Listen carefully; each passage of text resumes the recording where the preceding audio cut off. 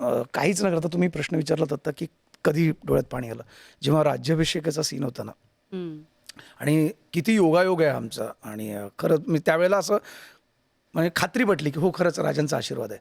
16 जानेवारीच्या दिवशी हा सीन आम्ही शूट करत होतो फिल्म सिटीला, हॅलिपॅडला सेट लावला होता रायगडाचा, सभामंडप जिकडे सिंहासन सेट लावला होता. काय सुंदर सेट, अप्रतिम अप्रतिम. म्हणजे मी hats off to production designers, कमाल.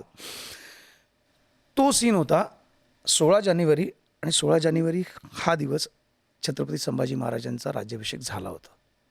आणि त्याच दिवशी आम्ही शूट करत होतो. हे ठरवून नाही, अजिबात ठरवून नाही. आम्हाला सरांनी सांगितलं की यार, अनाऊन्स केलं की हा योगायोग आहे आणि आज आपण शूटिंग करतो आणि आजच्याच दिवशी राज्याभिषेक झाला आहे. आणि तो सीन शूट करताना म्हणजे मीच नाही, मी स्वतः विकी कौशल, म्हणजे एंट्री होते ना, तो जो हातात शिवधनुष्य घेऊन धनुष्यबाण आणि तो दंडक, आणि त्या येतात आणि मागे सगळे आहेत, आम्ही बाजूला.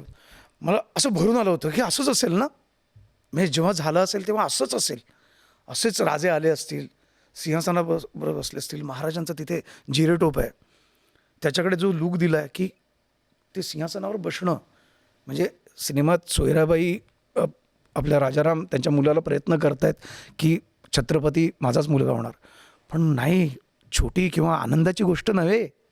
छत्रपती त्या सिंहासनावर बसणं केवढी मोठी जबाबदारी आहे. म्हणजे ती स्वप्न, त्या इच्छा, ते सगळं ट्रान्सफर होणार आहे इकडे आता.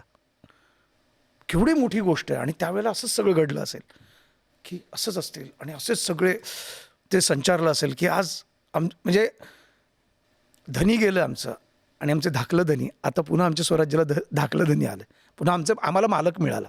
आम्ही बेवारस नाही झालो. मराठी जे म्हटलं होतं की मराठी बेवारस झाले शिवाजी महाराज गेल्यानंतर, नाही, आमचे मालक आहेत. ते फिलिंग आलं होतं आणि तेव्हा डोळ्यात पाणी आलं होतं. म्हणजे विकी कौशलचं पण तेव्हा सीनच्या अगोदर लिटरली मी बोललो, पाजी रोना आ रहा है. हाँ हाँ यार, वो ऑरा है, वो ऑरा है, ते व्हायब्रेशन्स आहेत, ते तुम्हाला जाणवणार. आणि ते रडणं तेव्हा म्हणजे वाईट वाटतंय म्हणून की आनंद माहीत नाही, पण त्या एखाद्या ती शक्ती, ती व्हायब्रेशन्स असतात ना, ते तुम्हाला जाणवलं, तुम्हाला होतं ते.